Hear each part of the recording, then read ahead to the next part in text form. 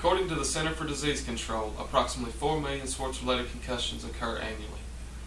Over 135,000 occur in children ages 5 to 18, and 62,000 are from high school contact sports. Friday Night Lights is something I think we can all relate to. Whether it be your son, your daughter, your niece, or your nephew, from the players on the field to the cheerleaders on the sideline, they all have one thing in common. They are at risk. My name is Russell Hammonds, and I would like to give you a heads up on concussions. A few of the things I'm going to talk about are what is a concussion and who is at risk, what are some of the signs and symptoms of concussions, and what are some of the dangers and long-term effects of concussions. For the past 5 years, I've coached my 2 boys in most of the Pee Wee sports that they've played. Football has been by far their favorite sport. Football is also the #1 related sport where concussions are reported. What is a concussion, you may ask? A concussion is a traumatic brain injury that occurs from a bump or blow to the head or body that causes the brain to move rapidly inside the skull. All concussions are very serious. Who is at risk? We're all at risk. Anybody can have a slip, trip, or fall that could potentially result in a concussion. However, playing a contact sport increases your odds by 19% for each year you play. Because of weaker neck and shoulder muscles, females are more vulnerable than males to suffering the effects of a concussion. I bet you didn't know that cheerleading was #2 only to football in the number of sports-related concussions reported every year. According to the United States Sports Academy, every season 1 in 5 U.S. athletes in a contact sport will suffer a concussion. The failure to properly diagnose and treat concussions has become a major problem in sports today. It is very, very important that if you are in a high-risk situation to become familiar with some of the signs and symptoms of concussions. Some of the signs and symptoms of concussions are often misinterpreted. Unconsciousness, loss of balance, dizziness, and memory loss are some of the more obvious symptoms associated with concussions. But sometimes symptoms are not detected for days or weeks after the impact. Some of those symptoms include nausea, vomiting, headache, and fatigue. Nausea and vomiting are often blamed on heat and overexertion.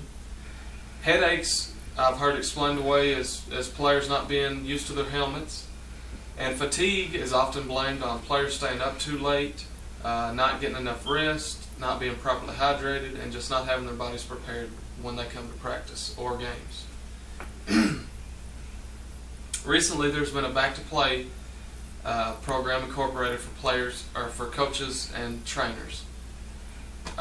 Although each individual heals on a different rate, only a trained medical professional can determine if you're ready to return to play. Concussions are very dangerous, and long-term effects may not be detected for many years after the impact.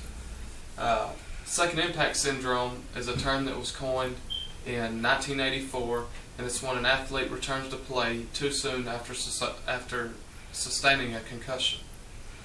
The second impact doesn't have to have much force behind it because the brain is still recovering from the first one. SIS has a high mortality rate in young athletes. In the past 10 years, 20 deaths have been attributed to SIS.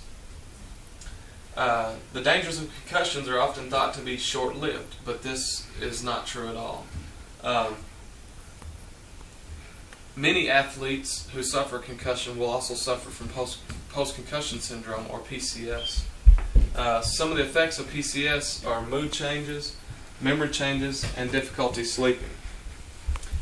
Some of the effects of PCS can last up to a year or even longer.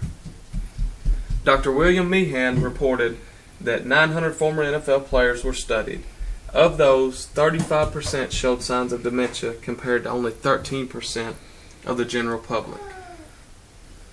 Kansas City Chiefs safety Mike Brown once stated, "I'm sure there have been guys who didn't realize they had a concussion and just kept playing. It's a violent game. The head injuries are the most dangerous to play with.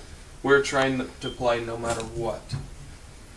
Concussions are very serious injuries and should be taken seriously. But now that you know what a concussion is and who is at risk, hope you will know what to do next time you see someone take a big hit or a nasty fall. You can be the difference between someone making a full recovery or sustaining irreversible damage. We've all heard about that kid from a few towns away that suffered a serious brain injury, and now he'll never be the same.